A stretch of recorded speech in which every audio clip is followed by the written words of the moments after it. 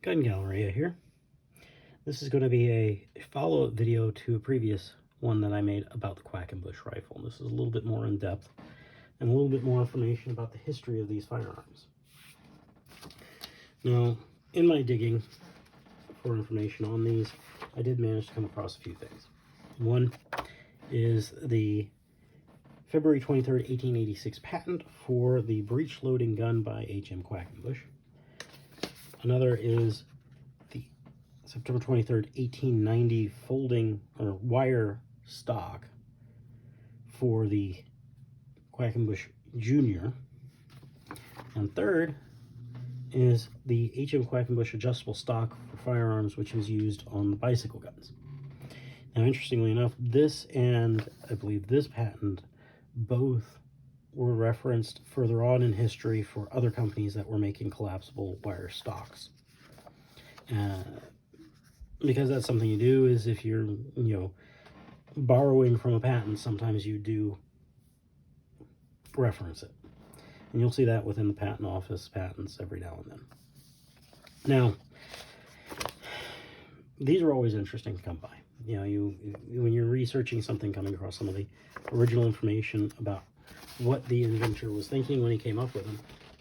In this case, the inventor was H.M. Quackenbush. Now, Henry Marcus Quackenbush was born in 1847, died in 1933. Part of his career before he started, air rifles or safety rifles like these, he worked as an apprentice at Remington. It wasn't just firearms and it wasn't just air rifles. There were patents for the nutcracker, the metal spring-loaded nutcracker that is very, very common to come by. He invented a form of extension ladder. I mean, the man was quite a bit into inventing things. Now, let's run through a couple of real quick things. One, I went through and tried to find as many ads as I could over a period of time to try to build up chronology as to the what was the variations between what years. So let's start with the most earliest ad I could come up with, which is 1888. Now, the 1888 had a curved buttstock, no rebounder. It advertised for BB, short and long, and there was, of course, no wood foregrip. That is not seen until much later in the design. So this is an earlier design. You have this curved butt plate. In this case, it's made out of brass. And this is also one of my recent acquisitions. I picked up these two rifles recently. They need a bit of work, and that'll be a separate video talking about how these are, how you fix certain things on them. Now, this one is missing the handle for charging it, and it's missing the extractor. Both are parts that I can get. So, 1888, this is what you were looking at. There's a two-line roll mark that only ends in 1886, and it's for patents in the US, England, and Belgium. One thing I did note about this one versus the other ones is the front blade sight is larger on this one than it is on the other two, which are quite a bit smaller.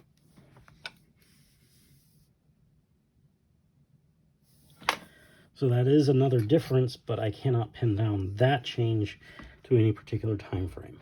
But the lack of a rebounder, that is something that is very obvious. So 1888 looks very similar to this. 1890, everything seems to be about the same. Front sight, no wood foregrip. Again, advertised as BB, short and long as the 22 ammo to be used. The head, of course, it'll have a two-line roll mark because the three-line starts somewhere around 1896 when they add the 1896 patents. Okay, moving on, 1892. 1892, again, curved buttstock, but at this point in 1892, there is a rebounder. This is an improvement that happened somewhere around 1891, 1892, where they actually started adding this rebounder. It is not in the original patents, but there is also no patent that describes this. So it's an improvement that Quackenbush made. Again, still no wood foregrips, much later. Now, I went from 1892, I found another one for 1894. Again, still curved buttstock, but 1894 is the first mention of them shooting long rifle, not just long. So in 1894, they're now pushing that you can shoot all 22s basically through it. BB, short, long, and long rifle. Now again, it'll have a 2-line roll mark and a curved butt plate. Now, 1896 would have been the point you'd start seeing 3 lines as roll marks, but I cannot tell you what the buttstock is going to be. I have no ads for the 1896 time period. The next one I came across was 1903. And by 1903, you had this style buttstock on the rifle. You had the rebounder, but you're also going to have, besides the flat buttstock, you're going to have 3-line.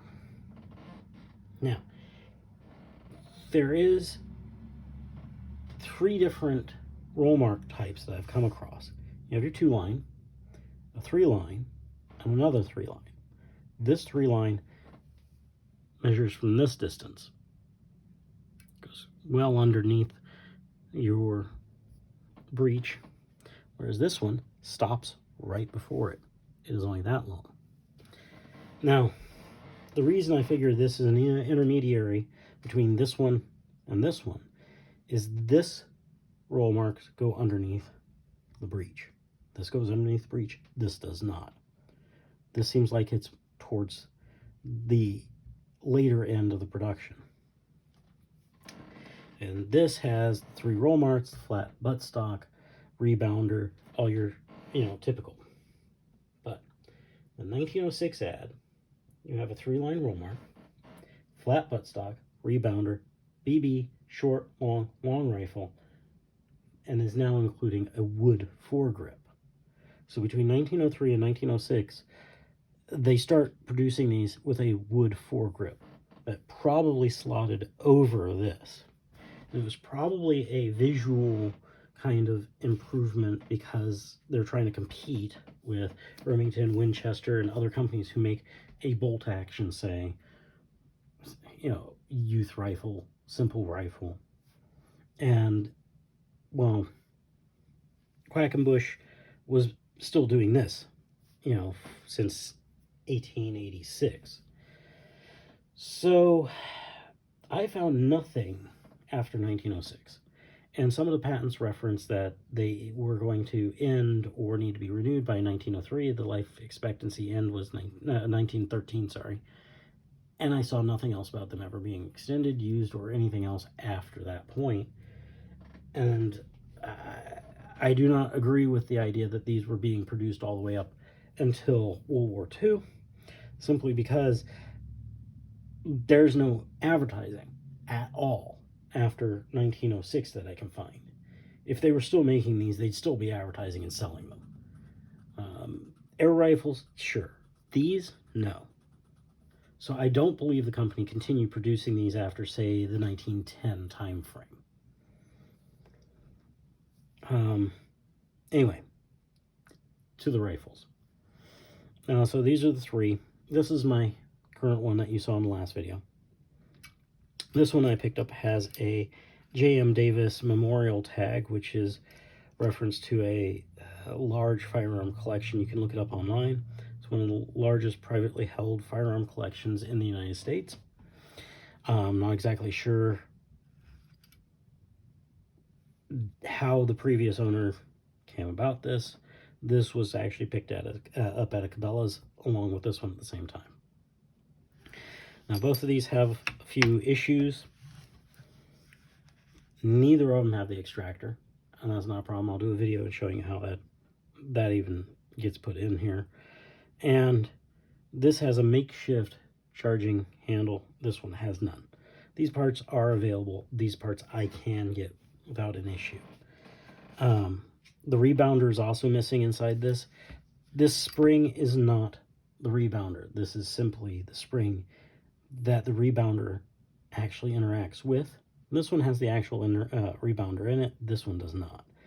Because you move that up, it's just an empty hole. That was how this was when I first got it. I managed to locate and purchase a rebounder for it and make it fully functional. So these two are both going to be projects. Now, another thing to note, barrel rifle length.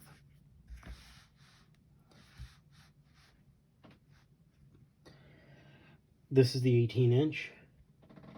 This is the, I believe they were 22-inch. So there's a difference in obviously the length. This one actually still retains some of the chrome. This one would have been chromed as well. But when it comes down to it, this one is actually a heavier barrel than this one. It's a larger diameter. They all use the same front sight. Now, these rifles are very simple to take apart.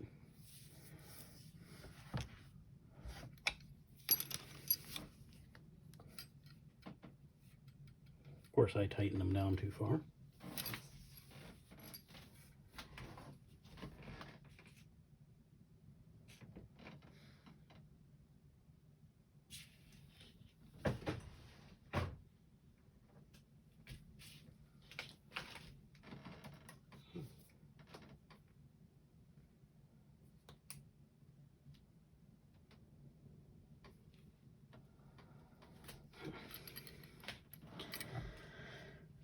I'll probably do a video on the takedown of these rifles at some point in the future. Which probably won't be too long from now. But they come apart quite easily. There are two holes in this. One here, one on the opposite side. You can use either, you can modify a pair of pliers that will go onto each side, or you can actually use the tip of a screwdriver in and turn. Once this comes off, this breech will come off as well, and your extractor sits within here and pivots and pushes out based upon the hole that's in there. That is basically the design of that. Very simple. But I'll do a video on the takedown of these later. This is going to be a video about more of the history of these kinds of firearms. Hoping to come across more Quackenbush, maybe a bicycle, maybe one of the juniors with the wire stock. But in the meantime, the collection's obviously growing, and as well as my research. But yes, if you read online, hey, these remain until the 40s, definitely not. These ceased somewhere around 1910. There's no concrete information out there to say exactly when, but the sheer lack of any form of advertising for them after 1906 kind of is a pretty good indicator. Anyway, appreciate you watching, and I will post again when I have more information and showing you how these are disassembled. Thank you very much.